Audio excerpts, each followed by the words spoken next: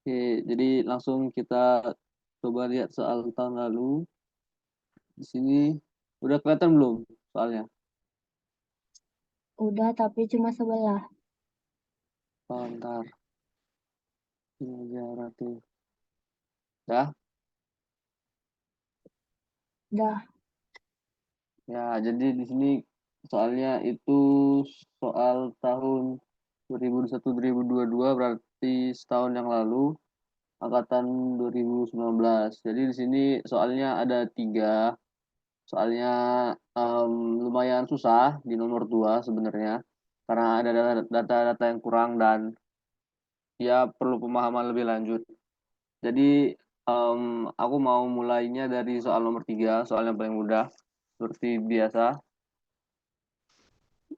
pertama-tama, pertama-tama kita em, coba definisikan dulu arus, semua komponen yang dipakai. Di sini kita pakai asam asetat, etil asetat, terus ada air.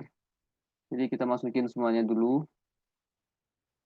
Oh, mungkin nanti kalau misalnya ada yang ketinggalan atau kurang jelas, boleh langsung dipotong aja, nggak apa-apa. Asetat,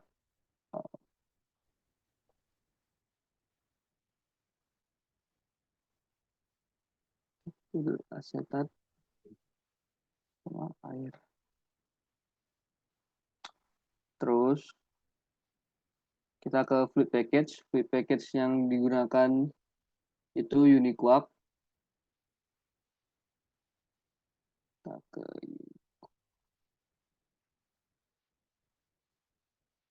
terus itu langsung ke enter simulation environment. Langsung dimasukin aja arus satunya berupa asam asetat 30% massa. Langsung dikomposisi, masukin asam asetatnya 30%, tapi ini dirubah dulu karena ini masih mole fraction. Kita ubah ke mass fraction, masukin 0,3, sisanya 0,7-nya air. Oke. Terus masukin kondisi operasinya. 1000 kilogram per jam ini perlu diperhatiin karena ini kilogram per jam berarti dimasukinnya di mass flow. Masukin temperaturnya 37 derajat Celcius. Tekanannya 1 bar itu 100 kPa ya. Jadi boleh dicek 1 bar. Terus langsung masukin arus yang kedua. Arus ini aku mau kasih namanya feed. Yang ini namanya solvent.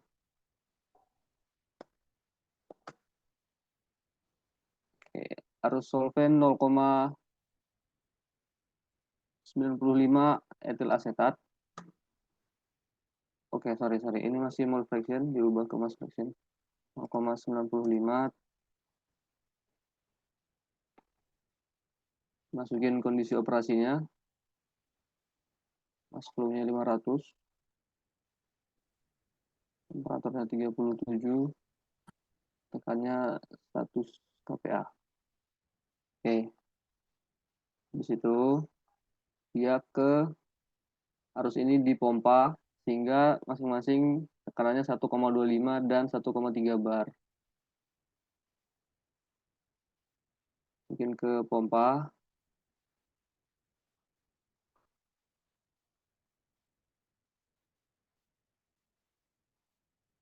Ini. Kalau disebutkan tekanannya dipompa hingga 125 kPa, itu berarti masukinnya yang di arus keluarannya, bukan di dalam sini.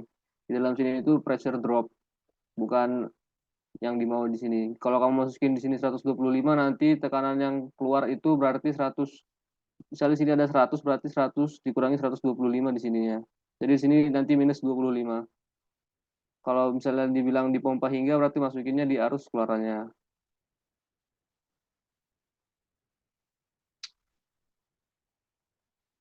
Terus yang ini itu 130.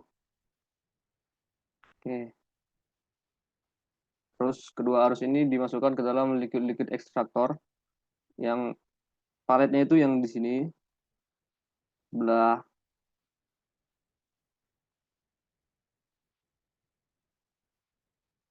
terus dimasukin ke dalam towernya. Masukinnya bukan yang di tengah-tengah sini, masukinnya yang di atas ini.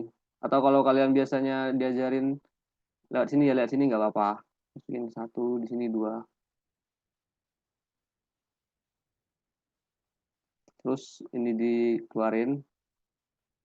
Arus tiga itu ekstrak.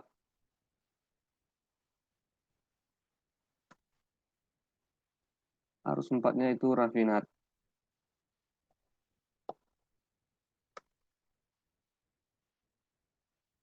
Dah. Terus disebutkan jika LLE-nya beroperasi pada 1,2 sampai 1,25 bar dan suhu 30 sampai 35 derajat Celcius. Jadi di sini stage-nya jumlah stage-nya 7. Terus next, top stage pressure-nya itu yang dipilih yang lebih rendah daripada yang di bawah. Berarti kita masukin di sini 120 kPa. Yang di bawahnya 125. Next. Terus top stage pressure-nya itu 30, yang bawahnya 35. Oke, dan terus ini masih unconvergent, kalian coba run aja, langsung convergen. Um, kita langsung coba analisis soalnya dari yang A. Yang A, sajikanlah hasil simulasi memperlihatkan laju alir solvent, yang di sini berarti dalam kilogram per jam, sekurang-kurangnya 5 variasi angka terhadap komposisi persen massa asetik asid pada rafinat. Berarti yang di bawah sini. Jadi dia pengen lihat misal solventnya di sini 500 kilogram per jam. Dia ditanya soal di A itu berapa asetik asid yang berada di rafinat jika di situ 500 kilogram per jam.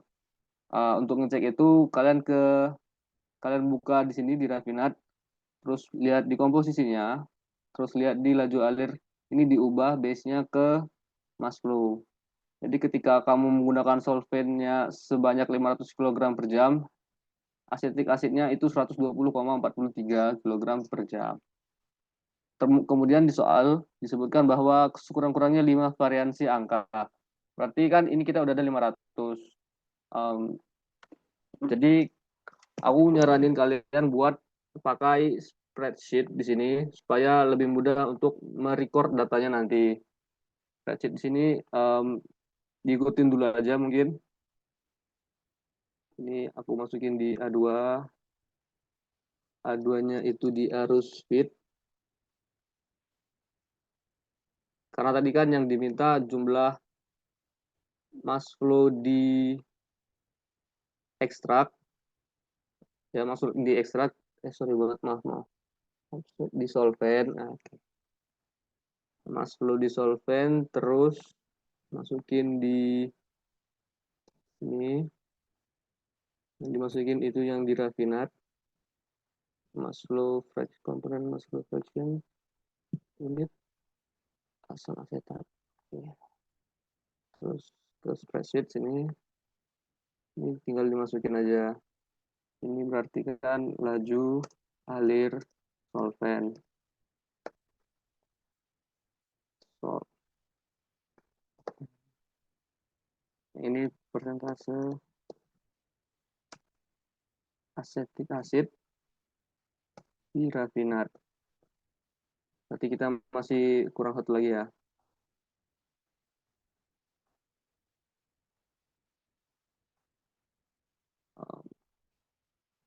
Rafinat komponen mass flow seharusnya komponen mass. Oke. Jadi di sini udah ada apa di situ ya? Ini komponen mass flow. Mass flow. Nah, jadi data-data ini yang bakal kalian tulis mungkin. Aku nggak tahu sistemnya di ujian tahun lalu itu gimana. Mungkin ditulis. Jadi nanti kalian tulis. Jadi ini kita udah record yang datanya 500 kg per jam.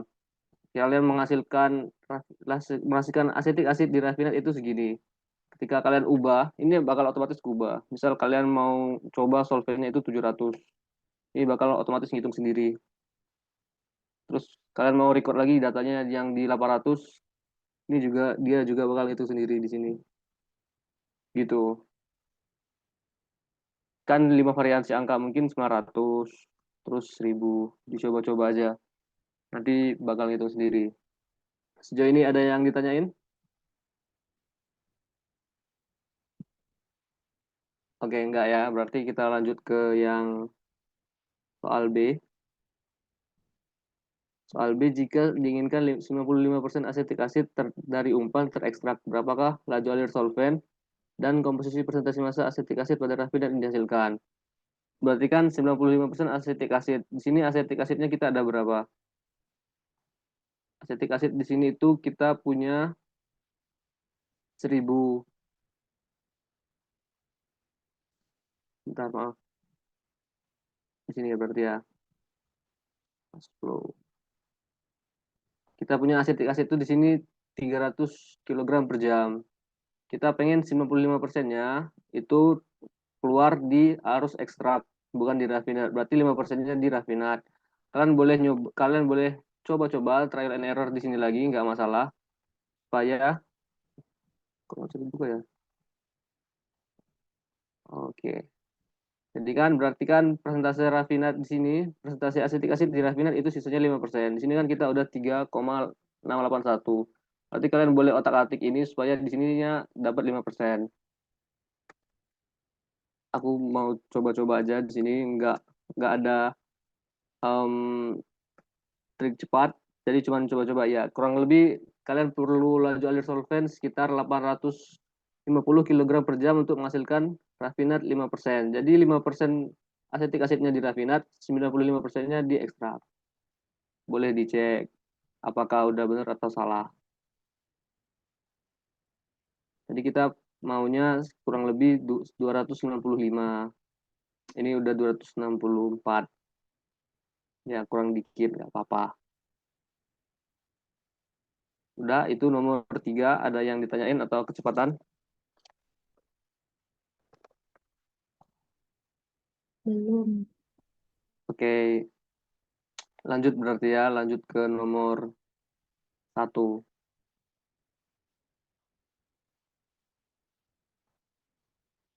Nomor 1, baca soalnya dulu. Kita perlu komponennya 2 propanol, air, terus ada aseton sama hidrogen. Langsung dimasukin aja.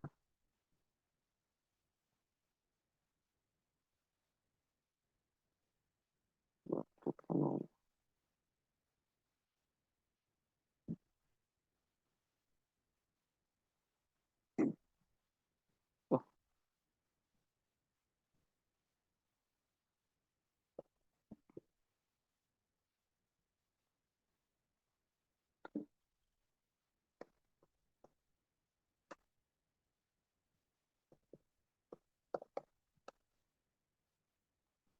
Oh, ini. Habis dari sini masukin fluid package-nya. Fluid package-nya itu Uniquap. Terus kita, karena di sini ada reaksi, kita masuk ke kolom reaksi dulu. Kolom reaksi di sini disebutkan bahwa reaksinya persamaan kinetika. Meskipun di sini ada katalisnya, kita bisa tahu di sini ada katalisnya, lihat di void fraction.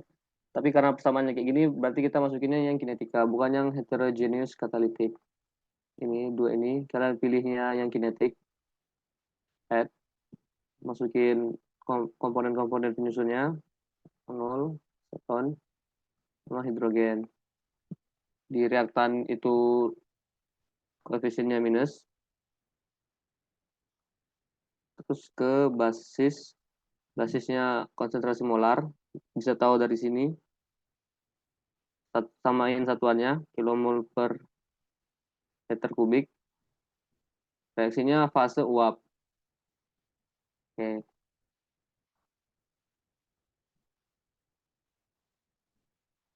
lanjut ke parameter, masukin energi aktivasi dan sebagainya. Jadi dilihat di sini, misalnya kalian lupa, ini bentuk umum, tinggal disampaikan sama yang di sini.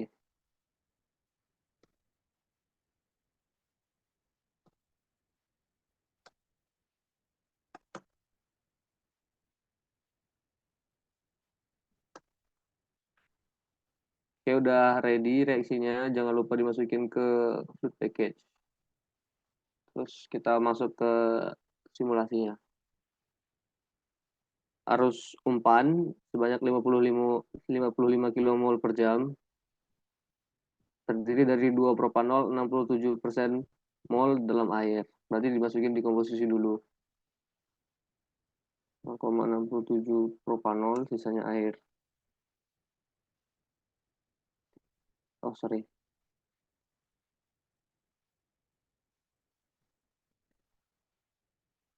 Oke. Terus dimasukin kondisi operasinya.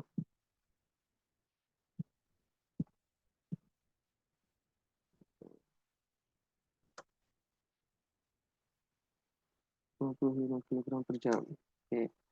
Dah. Habis itu dia dipompa hingga 230 kPa.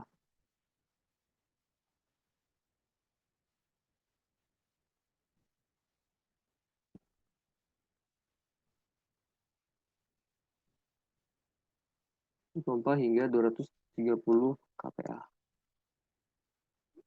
Kemudian diuapkan hingga 234 derajat Celcius sesuai dengan kondisi masuk reaktor. Oke, berarti kita pakai heater di sini untuk menguapkan ini. Karena di sini fasenya liquid, bisa dilihat dari vapor phase fraction-nya. Ini masih nol, berarti masih liquid. Terus kita mau menguapkan dia supaya dia menjadi vapor. Nanti bisa dicek di sininya 1. Hingga 234, tekanannya 216. Oke, ini udah ubah 1, berarti kita udah berhasil menguapkan si 2 propanolnya. Terus lanjut, kita masukin masukin ke dalam PFR dengan 1200 tub. Diameternya segini, ada katalis pada data dengan fluid pressure 0,35, terus dilengkapi dengan pemanas atau pendingin. Bikin plug reaktor. Ada pemanas atau pendingin. Terus kita masukin spesifikasi si reaktornya. 1200 tub ya. 1200. Terus diameternya 2 inci. Terus masukin reaksi. Oke. Ini dia ada keterangan unknown dimension. Kalian coba masukin berapa aja. Total volumenya terserah kalian. Ini supaya dia jalan dulu aja.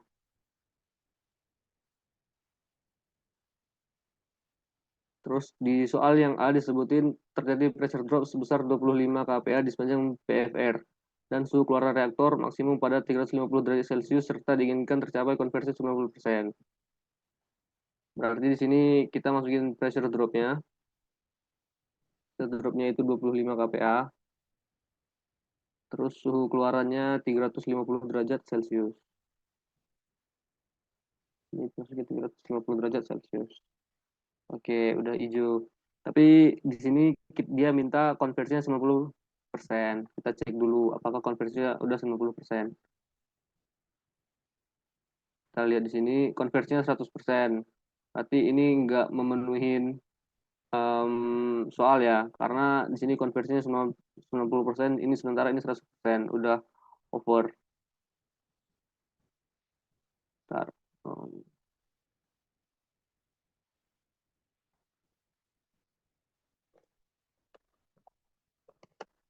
Oh, bentar.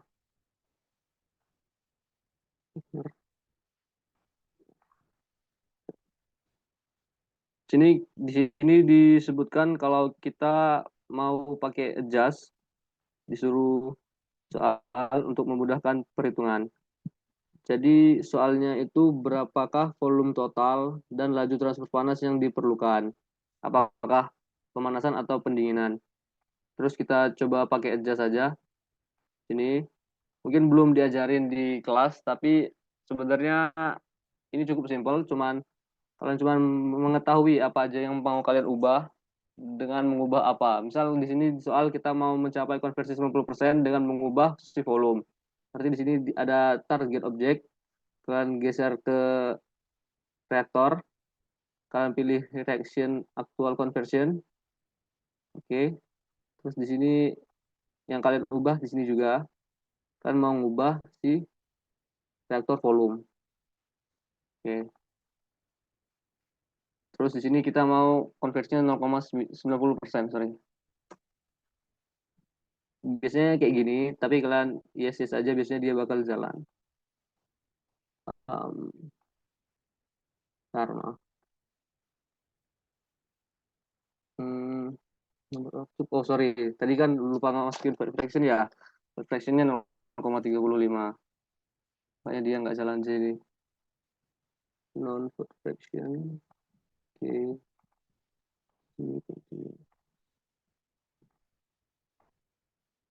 Bentar. Ini udah kegedean ya. Yang unknown direction.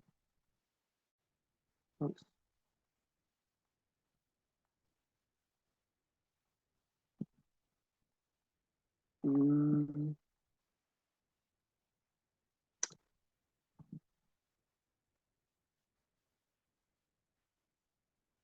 oke. Rating beroutput diameternya 2 inci. Fungsi ini itu 20,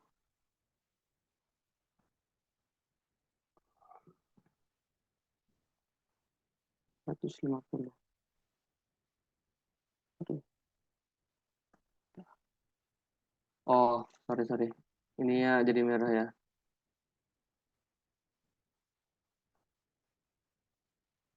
Ini susahnya pakai adjust tuh ya gini doang. Karena dia pasti kayak iterasinya kurang tapi dia belum ketemu hasilnya.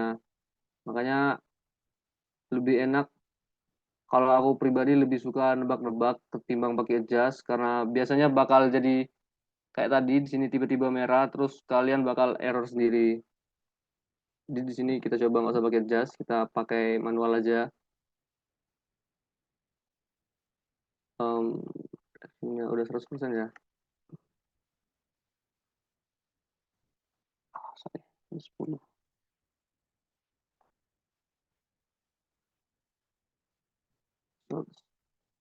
Hmm, kayaknya ada yang salah deh di sini. Nah, oh iya, sorry. Ini belum dimasukin ya forward ordernya. Oke.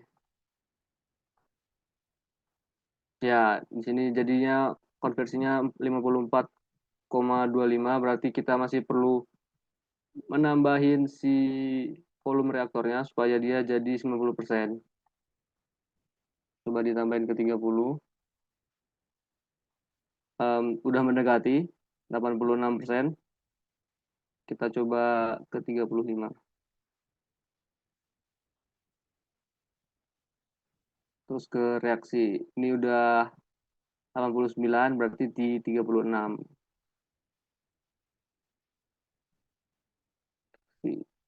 36,5 reaksi. Ya, ada 90,8%. Berarti ini udah memenuhi kriteria soal. Terus soal ditanyakan berapakah volume total PFR yang barusan kita udah cari berarti 36,5. Volumenya segini yang diperlukan. Terus laju transfer panas dalam kilowatt. Berarti yang ini laju transfer panas berarti 716,2. Terus apakah pemanasan ini menunjukkan pemanasan atau pendinginan? Jadi di sini dilihat kalau heat flow-nya itu nilainya positif. Ketika nilainya positif berarti ada panas yang diambil dari reaktor ke lingkungan. Berarti reaktor ini memerlukan suatu pemanasan. Berarti reaktor ini memerlukan suatu pemanasan karena reaksinya bersifat endotermis.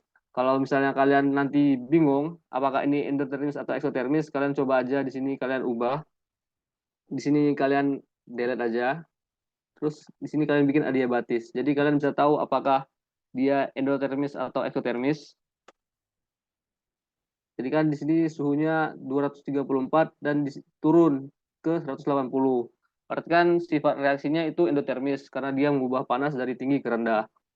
Terus em, kita ba- kita berarti ketika reaktornya endotermis, berarti kita perlu suatu pemanasan. Kalau aku mikirnya, bukan mikirnya sih, kalau aku cara nyarinya gitu doang. Jadi nggak pusing ketika lihat heat flow-nya itu plus atau minus, ini positif, ini pemanasan atau pendinginan. Jadi itu. Ini aku delete, terus aku balikin ke 314. 300, sorry, 350 ya. 350. Jadi kan karena tadi kita tahu endotermis berarti ini memerlukan suatu pemanasan. Gitu. Berarti ini itu pemanasan, arus pemanasan yang diperlukan untuk mencapai konversi 90%. Lanjut ke soal yang B, simulasikan. Oke, karena yang B soalnya mirip, maksudnya kondisi awalnya itu mirip, jadi kita boleh cuman kontrol C, kontrol V aja di sini. Kontrol C, dekat mungkin. Clone. Oke, ini udah di clone. Terus kita mau masukin dia ke konversi reaktor. Silahkan memilih yang dari general reaktor pada palet dengan persamaan empiris sekian. Berarti kita masukin ke dalam ini dulu. Di sini nyarinya conversion reaktor. Conversion reaktor itu yang ini dimasukin.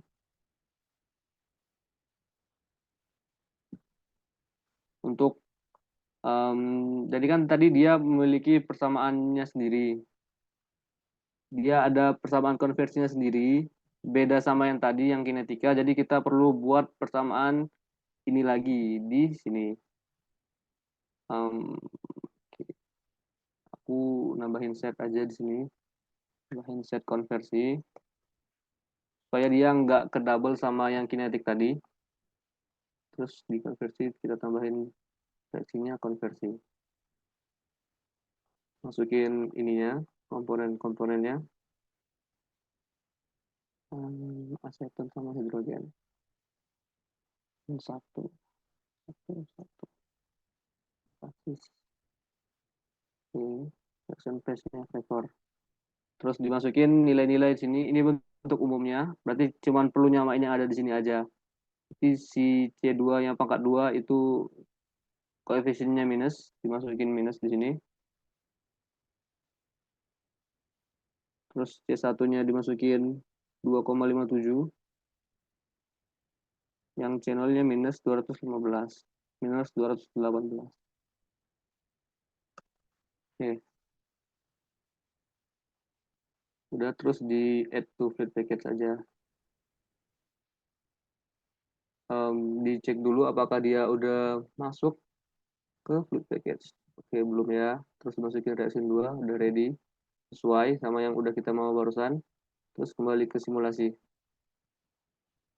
Ini di reaktornya kita masukin reaksi. Reaksinya pilih yang konversi. Terus dia udah jalan di sini. Pertanyaannya, terus dia ternyata minta laju panas reaktor. Oke. Kasih laju panas, terus suhu keluaran reaktornya 350 derajat Celcius. Tinggal dimasukin di atas atau di bawah, terserah, nggak masalah, sama aja. Dah. Pertanyaannya adalah berapakah konversi yang dihasilkan dalam persen dan laju transfer panas reaktor dalam kilowatt.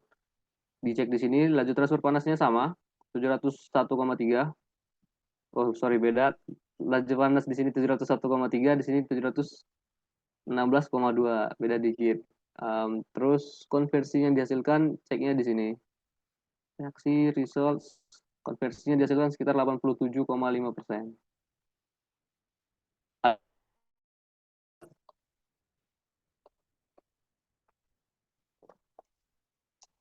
Nggak ada ya? Oke. Um, Mungkin kita lanjut ke nomor 2, tapi nggak sampai. Oh, gimana, Iya, Om? ini mau dilanjut di Zoom yang baru nggak? Terserah, Om. Ngikut. Ya udah. Ini di stop dulu aja, aku bikinin room yang baru ya. Oke.